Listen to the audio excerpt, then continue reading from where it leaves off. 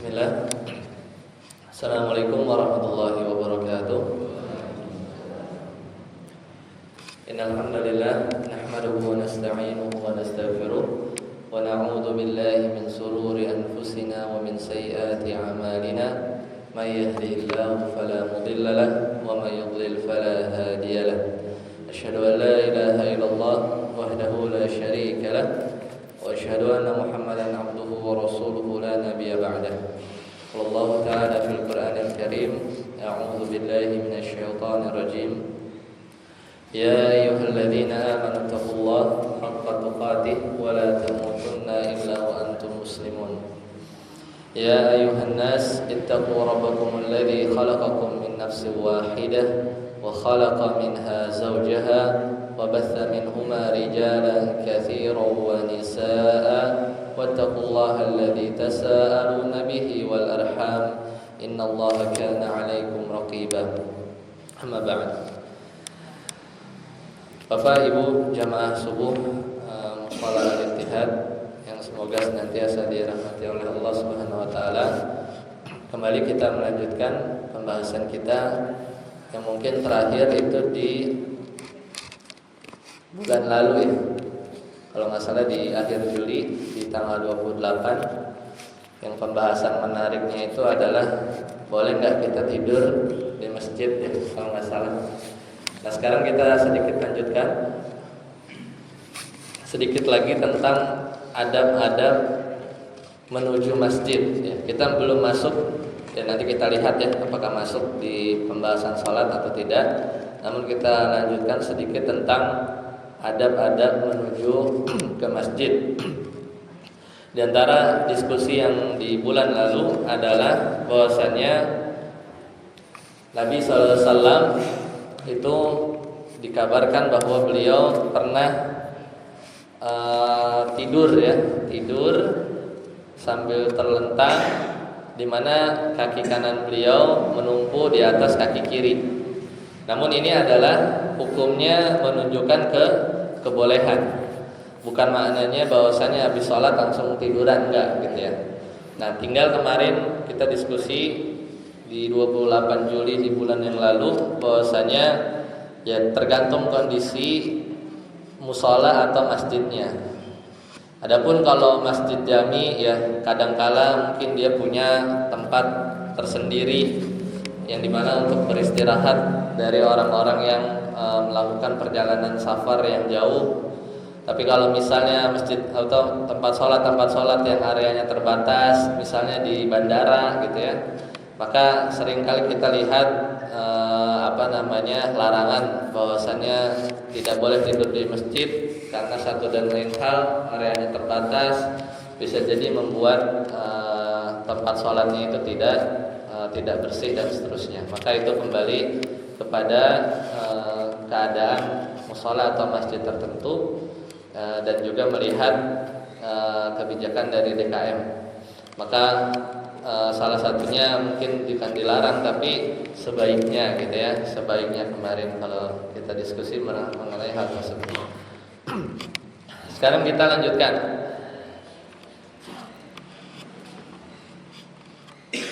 Nah, sama mirip seperti yang tadi. Jadi boleh, ini sekali lagi boleh, bukan sunnah, bukan wajib. Yaitu boleh, yaitu seorang makan ya di dalam masjid. Jadi tidak ada larangan, ya tidak ada larangan. Ini menurut hadis diriwayatkan oleh Abdullah bin Al-Harith. Lagi-lagi hadis ini ada diriwayatkan oleh Imam Ibnu Majah, bahwasanya kata Abdullah bin Al-Harith, beliau berkata, "Kunna, dulu kami bersama dengan Rasulullah SAW, na'kulu ala ahdi Rasulillah sallallahu alaihi wasallam fil masjidi al-khubza wal lahma." Bahwasanya dulu kami bersama dengan Rasulullah sallallahu alaihi wasallam di masa Rasulullah sallallahu alaihi wasallam masih hidup. Nah, apa yang beliau lakukan? Fil masjidi ya, na'kulu fil masjidil khubza wal lahma. Bahwasanya kami itu makan al-khubz itu roti wal lahm. Lahma itu artinya daging. Nah, jadi di sini dulu Rasulullah SAW pernah melakukan hal tersebut. Nah, sekarang bagaimana di zaman kita? Ya balik lagi kondisinya ya.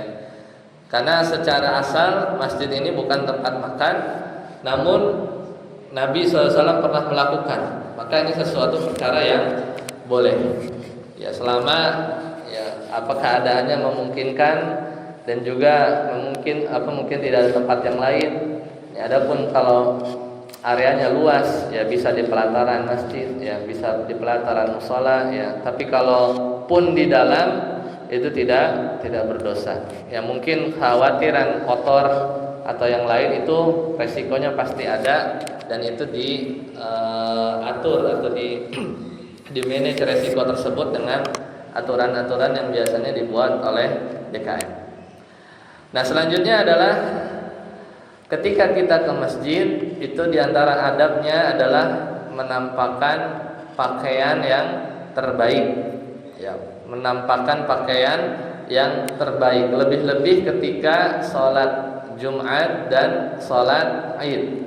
Kalau ini dalilnya jelas bahwasanya kalau di hari Jumat atau hari Id, bahwasanya Rasulullah SAW bersabda di hadis yang spesifik, yaitu diriwayatkan oleh Imam Bukhari, kata beliau, la yaghtasilu rajulun, tidaklah seorang lelaki itu mandi yaumal jumu'ah, mandi Jumat, wa yatatahharu mastata'a, kemudian dia bersuci dengan semampunya dia, min tuhrin wa yadahinu min duhnihi, kemudian nyisir rambutnya, au yamassu min tibi baitihi, kemudian memakai wangi-wangian, parfum. Tsumma yakhruju, kemudian dia keluar keluarnya ke masjid ya.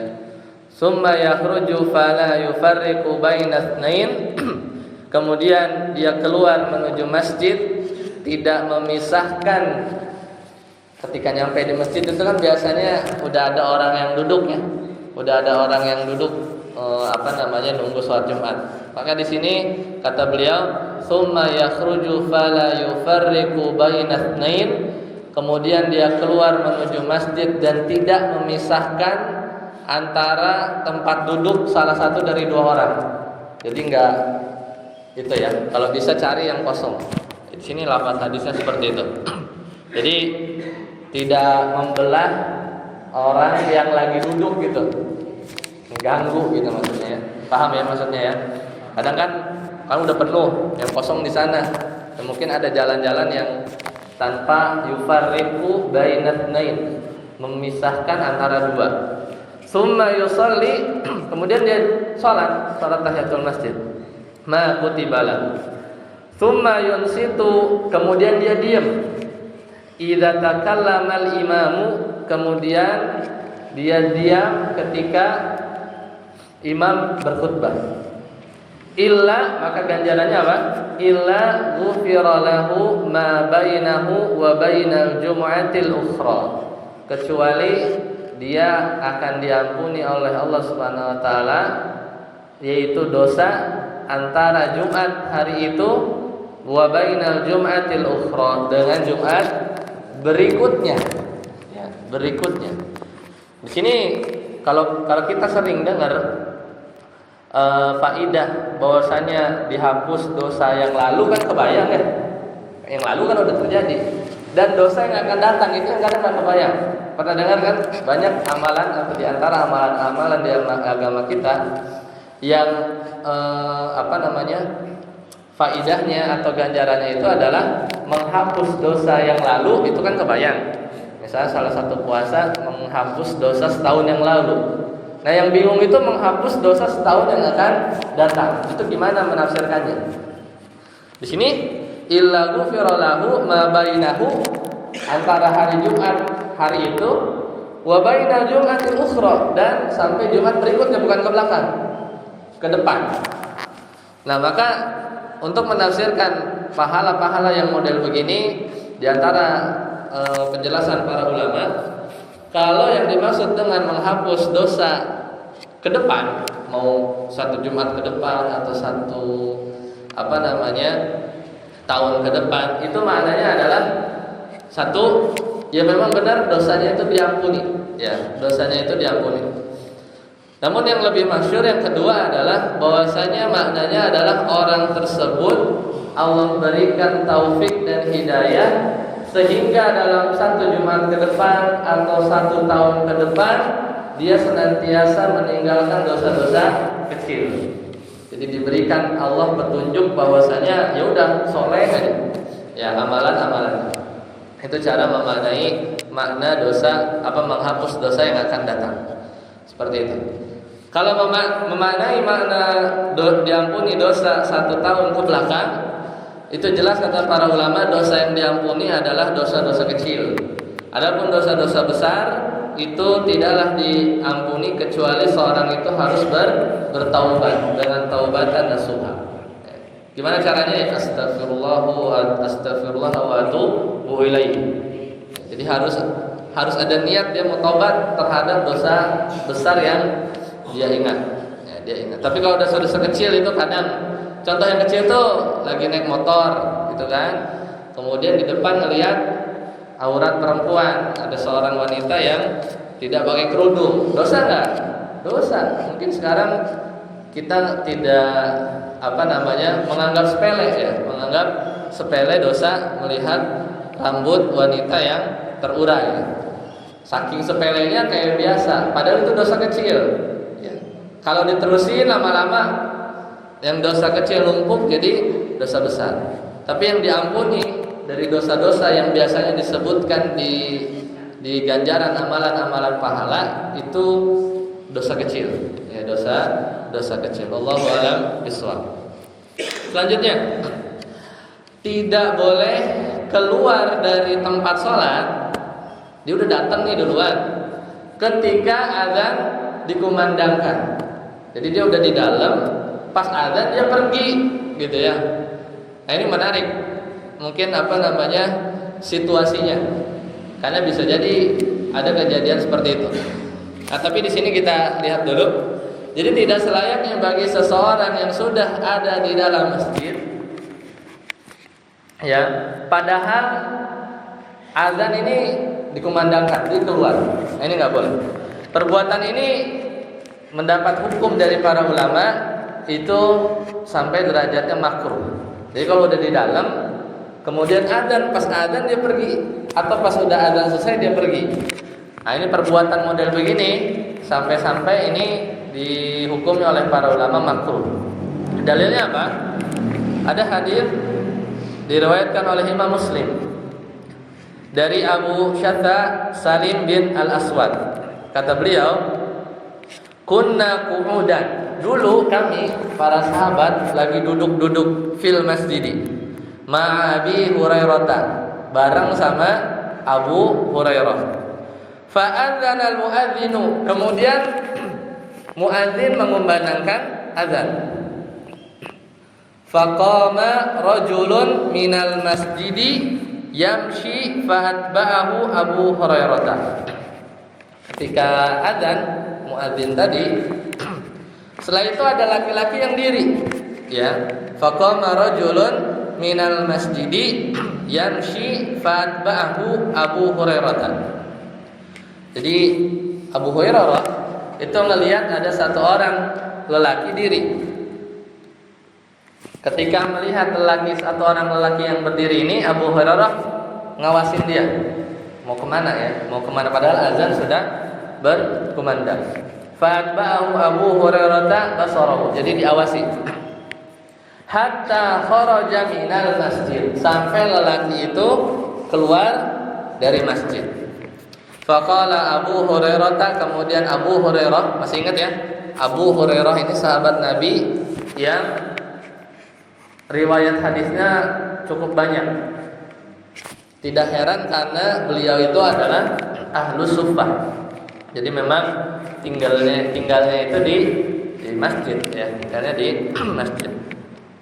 Kemudian melihat lelaki tadi keluar, amma hada faqad asa Abul Qasim sallallahu alaihi wasallam.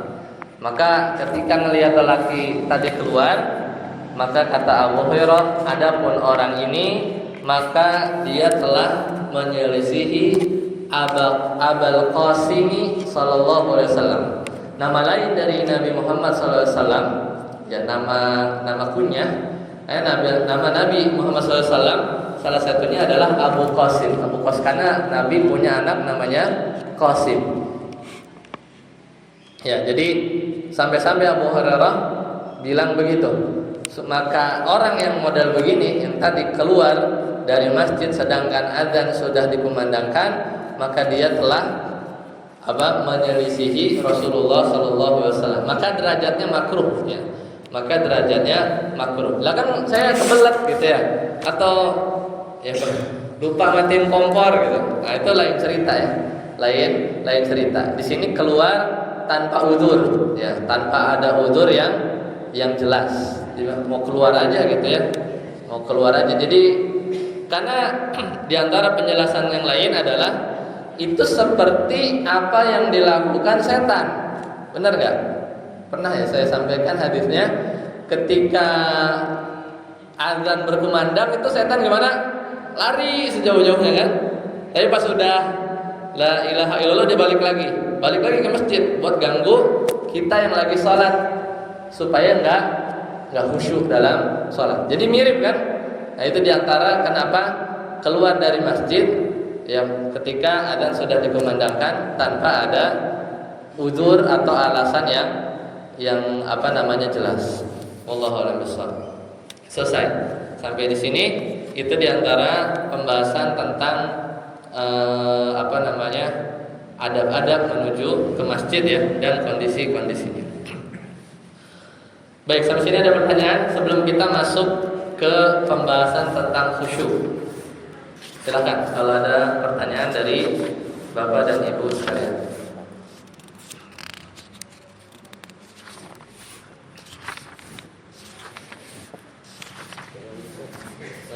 Ya, baik, kita lanjut ya.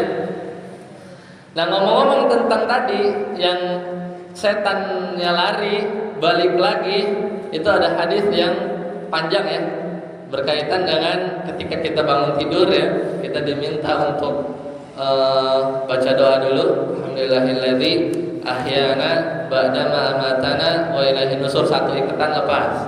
Kemudian dia wudu ya, dia lepaskan ikatan setan yang lain. Kemudian dia jalan di masjid dengan berdoanya ya, Allahumma ij'al fi qalbi nura wa fi basari nura wa fi sam'i nura wa yamini nura wa an shimali nura wa min fawqi nura wa min tahti nura wa amami nura wa min wara'i nura, Allahumma ij'al li nura. Kemudian masuk, Allahumma iftah li abwaaba rahmatik. Ikatan-ikatan setan itu udah mulai hilang. Kemudian azan, setan lari. Setelah beres setan balik lagi ya, tanpa pantang menyerah, supaya persiapan-persiapan yang udah kita lakukan tadi juga masih ada ujiannya bagi kita ketika sholat. Karena inti dari sholat itu adalah khusyuk ya, ruh dari sholat itu adalah khusyuk ya. Jadi banyak orang sholat yang mungkin sehari 17 rakaat di sholat wajibnya, bisa aja dalam sehari itu pahalanya mungkin hanya 1 rakaatnya saja yang sempurna. Karena di 1 rakaat itu dia bisa khusyuk, sisanya pikirannya kemana-mana dan kekhusyuannya terganggu. Maka sekarang kita masuk bab, sebelum kita masuk tentang pembahasan rinci tentang sholat, yaitu dengan khusyuk. Pembahasan tentang khusyuk. Nah, Bapak dan Ibu ya sekalian jamaah subuh rahimani rahimakumullah, pembahasan tentang khusyuk itu banyak buku-buku yang membahas secara rinci. Nah, sebelum kita bahas, tentunya kita perlu memahami dulu bahwasanya khusyuk itu adalah sesuatu yang dijadikan tujuan kita yang paling utama ketika sholat ya.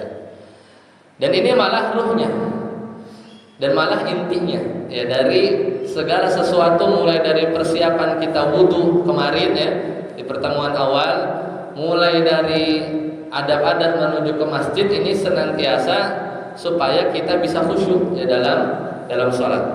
Coba bayangkan kalau kita misalnya pakaiannya tidak nyaman gitu ya, kemudian datangnya bisa terburu-buru, setelah nyampe sini ngos-ngosan gitu kan, pasti akan mengurangi kadar kekhusyuan kita sholat. Nanti kita akan lihat ya seperti apa agar kita bisa mencapai khusyuk dalam sholat. Nah, untuk menyemangati kenapa kita harus khusyuk dan kita sholat bukan hanya sekedar menggugurkan kewajiban. Karena pertanyaannya adalah kalau kita sholat tapi nggak khusyuk dari awal sampai akhir, kira-kira sholatnya sah nggak?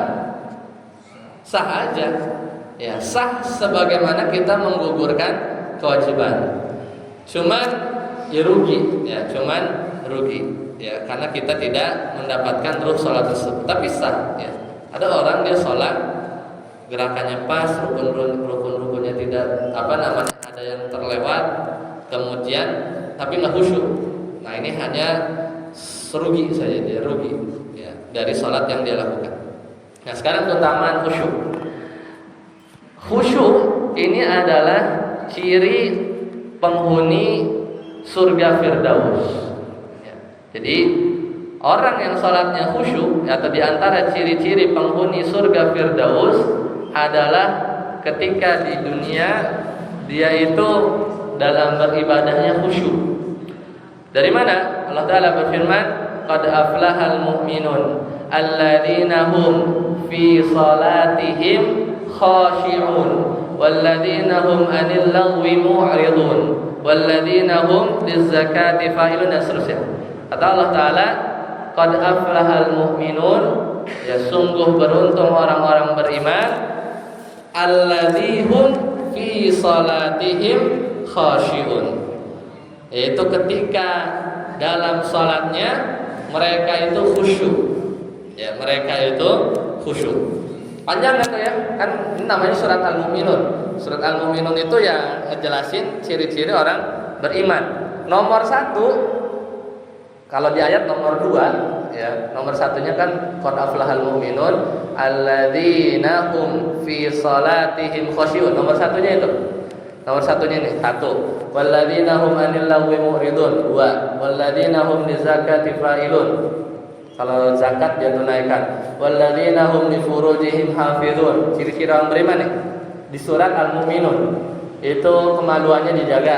Illa ala azwajihim aw ma malakat, kecuali sama istri-istrinya, sama budak-budak yang halal dulu ya. Aymanuhum fa innahum ghairu malumin. Faman ibtagha wara'a dzalika fa ulaika humul adun. Walladzina hum li amanatihim wa ahdihim raun, terhadap amanah, terhadap janji dia menjaga. Walladzina hum ala salawatihim yuhafizun, terhadap salatnya, waktu-waktunya dia jaga. Apa namanya ganjarannya? Ulaika humul warithun. Mereka itu, yaitu orang-orang beriman, adalah orang-orang yang mewarisi. Mewarisi apa? Alladzina yarithunal firdaus, yaitu orang-orang yang mewarisi surga Firdaus. Hum fiha khalidun. Maka di antara keutamaan khusyuk adalah ciri penghuni surga Firdaus. Oleh karena itu ketika kita ingin mengaktualisasikan ciri-ciri penghuni surga Firdaus, maka kita semangat atau berusaha untuk khusyuk dalam sholat. Mudah-mudahan kita termasuk yang di ayat nomor 2 tadi, yaitu alladzina hum fi salatihim khashi'un. Panjang, ulaika humul warithun, mereka itulah yang mewarisi, orang-orang yang mewarisi. Apa? Alladzina yarithunal firdaus hum fiha khalidun. Ya, jadi mereka kekal dalam satu keutamaan kenapa kita harus khusyuk. Ya, satu keutamaan kenapa harus khusyuk. Yang kedua, kenapa kita harus khusyuk? Karena dengan khusyuk bikin kita semangat dalam sholat. Ya. Kalau kita biasanya sholatnya ogah-ogahan, nyari sholat tarawih yang paling cepat, paling cepat. Ya sebenarnya nggak salah juga ya, mau cari yang apa namanya cepat ya. Ya, tapi ya asalkan bacanya nggak buru-buru, ya kan cepat ini relatif kan. Ya secepat-cepatnya tapi nggak yang 10 menit juga ya 23 rakaat ya. Jadi yang cepat normal lah gitu kan. Ya tapi ketika kadang ini ya, ketika kita khusyuk itu kayak main bola gitu ya. Perlu apa? Warming up. Ya, jadi perlu pemanasan. Udah enak gitu kan, udah dapat flow-nya gitu kan. Udah dapat flow-nya, udah lupa segala dunia gitu ya. Utang udah lupa, ya besok makan apa udah lupa. Pokoknya udah akhirat banget. Tahu udah rubuh lagi. Ke distract lagi, harus mulai lagi kan. Khusyuk itu kan setiap gerakan. Ya, setiap gerakan kita itu perlu khusyuk. Tapi kalau bacanya agak panjang tuh, ya kan, 1 halaman misalnya, berarti kan bisa menjaga gitu ya, bisa menjaga sholat ya. Jadi nanti ada cara-caranya, nanti kita jelaskan di akhir. Tapi kenapa kita harus khusyuk? Di antaranya yang kedua adalah memudahkan untuk semangat dalam sholat. Karena kata Allah Ta'ala, kita tahu sama-sama ayatnya, wasta'inu bis sabri was shalah. Minta tolonglah ya. Ya kalian minta tolong kepada Allah dengan apa? As-sabru bis-sabri was-shalah. Ini ayat di surat apa? Surat Al-Baqarah ayat 45. Allah Taala berfirman, "Wasta'inu bis-sabri was-shalah." Kita minta tolong kepada Allah itu dengan sabar dan salat. Penjelasan sabar itu punya tafsiran tersendiri. Wa innaha lakabiratun illa 'alal khashiin. Dan sabar sama salat itu berat. Wa innaha lakabiratun, sabar sama salat ini berat. Illa 'alal khashiin, kecuali bagi orang-orang yang khusyuk. Makanya kenapa kita harus khusyuk? Supaya kita semangat. Yang ngelihat rakaat panjang bacaan panjang itu kita jadi malas, lemes, ya nggak semangat. Jantannya ternyata bisa jadi kita tuh kurang khusyuk ya. Kurang khusyuk. Kenapa kita kurang khusyuk? Ya banyak faktor, baik dari eksternalnya atau internal yang kita bikin. Nanti kita akan jelaskan bagaimana cara-cara agar kita mudah khusyuk dalam sholat ya. Itu yang kedua. Yang ketiga, kenapa kita harus khusyuk dalam sholat? Seperti tadi disampaikan di awal, ada orang yang dia sholat sehari 17 rakaat pada sholat wajibnya, ternyata dalam sehari itu bisa jadi pahalanya itu hanya 1 rakaat ya, karena dari 16 rakaatnya kebanyakannya nggak khusyuk. Oleh karena itu yang ketiga, kenapa kita harus khusyuk? Di antaranya adalah karena khusyuk ini yang menentukan pahala sholat kita itu dapat berapa. Ya, pahala sholat kita ini dapat berapa? Di sebagian hadis ya disebutkan bahwasanya ada orang yang dapat 10, ada orang yang dapat 20, ada orang yang dapat 30, ada orang yang dapat setengah dari pahala yang salat dia lakukan. Itu dikarenakan seorang itu tingkat khusyuknya itu berbeda-beda. Maka kesimpulannya, makin khusyuk salat seseorang, makin sempurna pahala yang didapat. Makin gak khusyuk, ya udah makin berkurang sampai 0, yang penting salatnya sah katanya. Memang sah. Kewajiban dia melakukan salat itu gugur. Karena kalau nggak salat dia dosa. Tapi ya pahalanya sangat-sangat minim. Sangat-sangat minim. Ya, jadi sayang gitu kan. Ini amalan yang biasa kita lakukan setiap hari, tapi kita kurang maksimal mendapatkan pahalanya. Yang keempat, kenapa kita harus khusyuk? Karena dengan khusyuk itu bisa menghapus dosa-dosa yang telah lalu. Nah ini konteksnya dosa-dosa yang lalu ya. Kalau tadi banyak amalan-amalan menghapus dosa yang akan datang. Adapun khusyuk, kalau kita bisa khusyuk dalam salat kita, di antara faedahnya adalah menghapus dosa-dosa yang telah lalu. Kalau tidak dijelaskan dosa apa, maknanya dosa kecil. Kalau tidak dijelaskan dosa apa yang dihapus, maknanya dosa kecil. Karena kan banyak nih dosa yang kita lakukan, bercampur antara dosa kecil besar.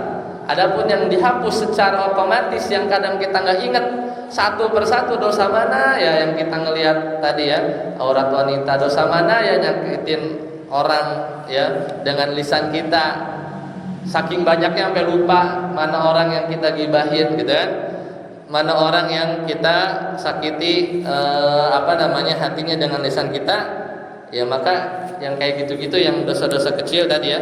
Tapi kalau gibah enggak ya, kalau gibah dosa besar, harus tadi salah contohnya.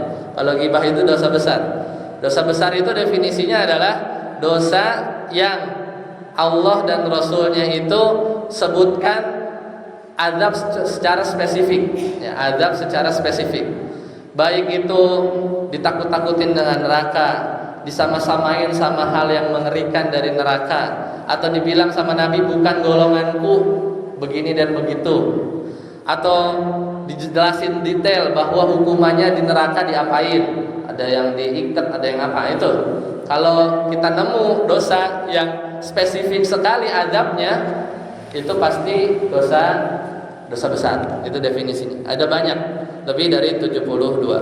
Nah, balik lagi, khusyuk menghapus dosa yang lalu. Kata Nabi SAW, man tawaddo'a nahwa wudu'i hadza, siapa yang dia berwudu dengan wuduku ini. Ini hadis sudah disebutkan di pembahasan wudu yang lalu, tapi ada kata-kata khusyuk di sini. Tsumma shalla raka'atain, kemudian dia salat 2 rakaat setelah wudu. La yuhadditsu fihi ma nafsahu, kemudian dia enggak ngomong sama dirinya sendiri. Ini diantara ciri orang yang khusyuk dalam salat. Jadi siapa yang wudu dengan wuduku ini, jadi wudunya seperti Nabi, kemudian summa shalla raka'atain, kemudian dia salat 2 rakaat, baik itu salat tahiyatul masjid yang digabung dengan salat ba'da wudu atau salat apapun ya, salat 2 rakaat, la yuhadditsu fihi ma nafsahu. Nah, di sini dia tidak berbincang-bincang dengan dirinya sendiri. Ini kan kalau ngomong sama diri sendiri berarti khusyuk enggak? Enggak, ini tidak ngomong sama dirinya sendiri. Itu makna khusyuk. Dia tidak disibukkan dengan pembicaraan dengan jiwanya sendiri. Oh, besok apa, ingat apa gitu ya. Itu kan enggak khusyuk. Ghufira lahu ma taqaddama min dzambi. Maka dia akan diampuni dosa-dosanya yang telah lalu. Ya, selesai. Kemudian itu 4 situ sudah membantu kita. Kenapa kita harus khusyuk ya? Kenapa kita harus khusyuk? Nah, sekarang baru kita masuk ke apa sebab-sebab yang membantu kita bisa khusyuk. Yang kita perlu tahu ya. Kan tadi kenapa kita harus khusyuk? Ya, di antaranya khusyuk itu ciri penghuni surga Firdaus. Dan kita mau masuk di alladzina fi salatihim khashi'un. Kemudian yang kedua, di antara khusyuk itu dia menyemangati kita dalam salat. Kemudian yang ketiga, menghapus dosa yang dosa-dosa yang telah lalu ya, dosa-dosa yang telah lalu. Dan yang keempat, khusyuk ini menentukan kadar pahala seseorang. Nah, sekarang bagaimana ya kiat untuk khusyuk? Yang pertama udah dijelaskan, yaitu mulai dari bangun tidurnya itu kita melakukan amalan-amalan atau zikir-zikir supaya setan yang bernama siapa? Khanzab ya, setan khusus spesialis di bidang yang ngegangguin kita sholat, namanya khanzab. Itu ada setannya. Setan juga ada spesialisnya ya. Yaitu setan yang senantiasa mengganggu kita ya nanti dalam sholat. Itu mulai dari bangun tidurnya. Itu udah ngegangguin kita, udah menggangguin kita. Makanya bangun tidur, wudu, jalan ke masjid, sholat, dikumandangkan azan dia lari, balik lagi ketika udah selesai azan, pas qomat dia lari lagi, setelah qomat selesai balik lagi, ya mulai melancarkan aksinya. Maka diantara cara pertama adalah satu, ketika kita sholat, Ini kita tahu ya, ada di hadis Arba'in. Ini memang teorinya gampang, teorinya mudah, prakteknya yang susah. Ya, teorinya gampang, prakteknya yang susah. Yaitu menghadirkan ketika kita sholat rasa ihsan, yaitu menghadirkan Allah Subhanahu Wa Taala ada di hadapan kita. Ini teorinya. Teori ihsan itu kan, ihsan itu paling susah. Karena yang paling bawah itu dalam hadis Arba'in, hadis Jibril itu Islam dulu kan. Kedua iman. Tingkatan yang paling terakhir ini yang paling susah yaitu ihsan. Anta udallaha ka'annahu tarah. Engkau beribadah kepada Allah ka'annaka tarah. Seolah-olah Allah lihat kita. Baru-baru mikirin itu kita, ya kan? Apalagi kita banyak yang dipikirin. Karena ini menghadirkan sesuatu yang gaib, mungkin nggak kelihatan, susah. Anta udallaha, kamu beribadah kepada Allah ka'annaka tarahu, seperti kamu melihat Dia. Kita jangan pernah lihat Allah kayak gimana. Nabi juga nggak pernah. Nanti di akhirat baru bisa. Ya, di akhirat baru bisa. Memang nggak bisa, makanya kata Nabi, fa in lam takun taroh, kalau nggak bisa bayangin kita seolah-olah melihat Allah dalam ibadah kita, fa innahu yarok, maka yakinlah bahwasanya Allah ngelihat kita.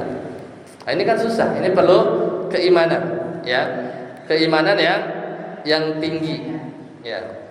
Makanya yang paling benar sholatnya itu biasanya anak SD, ya, ketika lagi latihan sholat, karena dilihatin sama guru agamanya, tuh gitu kan. Ya begitulah kurang lebih. Gimana kalau kita lagi diliatin sama guru agama kita ketika dulu waktu latihan sholat, bacaannya dikencengin, ya, yang bercanda diomelin gitu ya, begitu. Nah, itu kelihatan yang mengawasi kitanya. Oke, yang satu itu salah satu cara, tinggal bagaimana kita melakukannya masing-masing.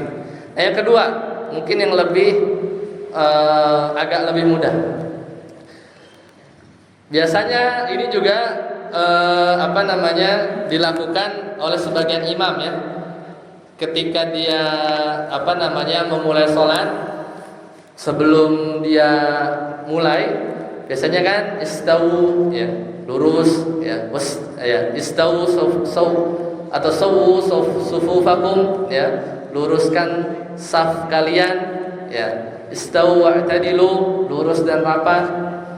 Kadang suka kalau lagi mungkin mulai sholat tarawih atau sholat apa gitu ya, diminta diingetin jamaah itu, hadirkan, ya, atau bayangkan sholat ini adalah sholat yang terakhir, ya. Habis salam tiba-tiba udah lewat, ya, sudah nggak ada, ya, paling begitu. Pokoknya ingat mati aja, ya, ingat mati. Nah, jadi meyakini, ya, ketika sholat itu adalah sholat yang terakhir dari hidup kita. Tapi lama-lama besok sholat terakhir, lama-lama udah hilang, lupa tuh. Kadang kok nggak mati-mati gitu. Karena itu harus dihadirkan setiap sholat, ya, setiap sholat. Kalau kurang percaya, ya, banyak video-video yang lagi sholat meninggal, kan itu yang dipengen. Biasanya kita komen tuh, ya Allah pengen begitu gitu. Udah siap belum gitu kan? Ya enggak? Ketika kita lihat video kan viral, mau yang lagi sujud yang jadi imam kan banyak tuh. Yang habis itu udah lewat gitu kan. Yang kadang tuh bingung jamaahnya di sebelahnya kenapa nggak bangun-bangun gitu kan. Kadang berharap kita begitu. Tapi udah siap belum jadi begitu kan? Ya kan, mau nggak mau ya coba hadirkan ketika sholat, ya, ketika dimulai sholat. Itu diantara supaya kita khusyuk. Urusan rakaat 2, 3, 4 yang nggak khusyuk lagi, yang nggak apa-apa, namanya juga usaha, ya kan? Namanya juga usaha. Sangganya di rakaat yang pertama dia sudah mulai khusyuk. Itu diantara cara yang kedua. Jadi jadikan sholat itu adalah seolah-olah sholat yang terakhir. Nah, yang ketiga, ketika dia sholat, maka hadirkan dalam hati dia sedang menghadap Allah di dunia. Maka orang-orang yang ketika dia menghadap Allah di dunia itu dalam kondisi yang baik, Mudah-mudahan ketika dia berdiri nanti ya di padang mahsyar itu Allah mudahkan juga hisabnya. Jadi kenapa kita sholat? Jadi kalau nanti ya detailnya di perokaan ya ada satu buku namanya Tafsir Sholat, itu dijelaskan satu persatu ya dari gerakan sholat itu. Ketika kita berdiri lama gitu ya, itu diantara yang bisa kita hadirkan dalam hati kita itu ya kita akan begitu di padang mahsyar.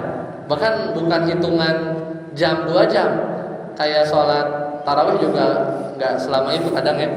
Itu di padang mahsyar lama gitu ya, berdiri gitu ya. Menunggu apa?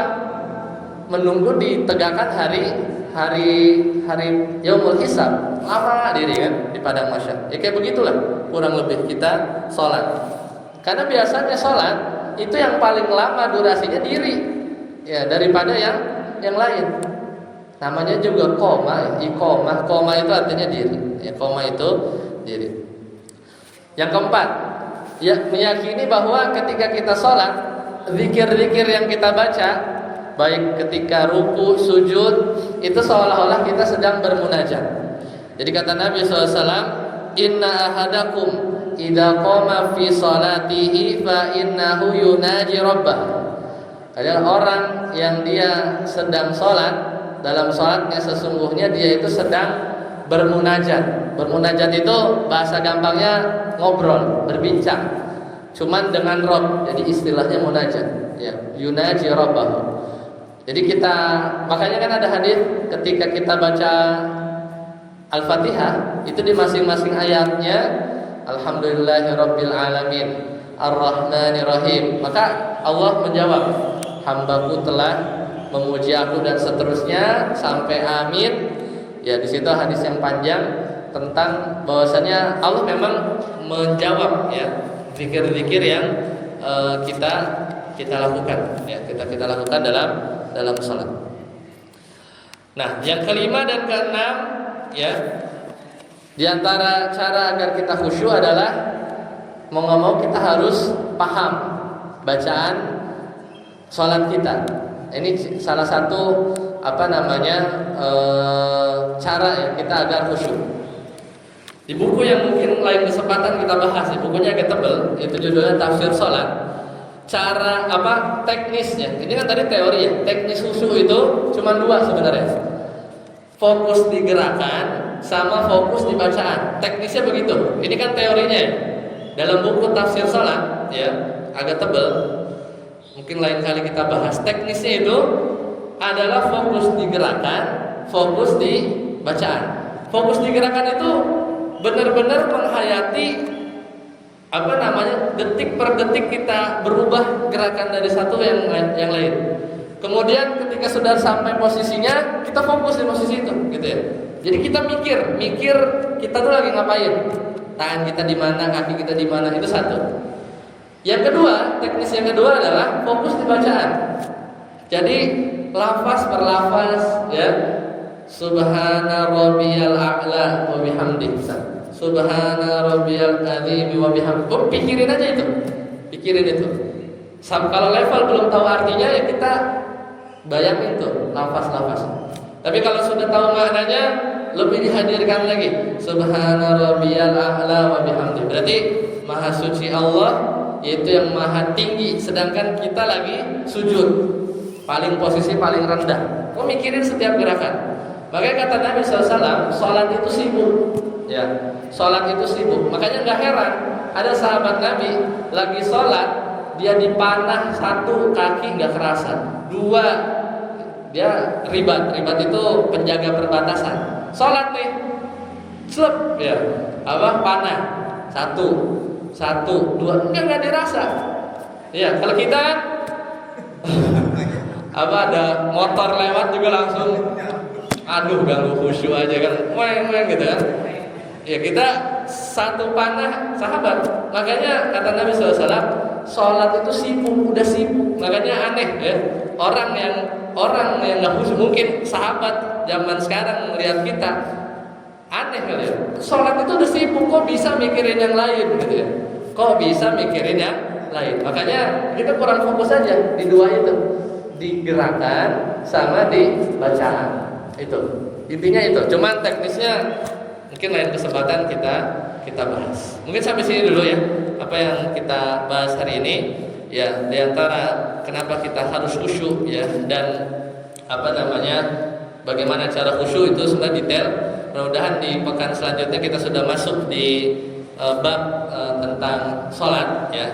Dan yang paling penting kita senantiasa berdoa, karena kita memang sulit kalau nggak minta tolong sama Allah Subhanahu Wa Taala. Di antara doanya, Allahumma inni a'udzubika minal arba. Ya Allah, kita berlindung dari 4. Min ilmin la yanfa, dari ilmu yang enggak bermanfaat. Wa min qalbin la yakhsha, dari hati yang enggak khusyuk. Wa min nafsin la tushba, dari jiwa yang enggak pernah kenyang. Wa min du'ain la yusma', dari doa yang tidak dikabul oleh Allah Subhanahu wa taala. Demikian, fastabiqul khairat. Wassalamualaikum warahmatullahi wabarakatuh.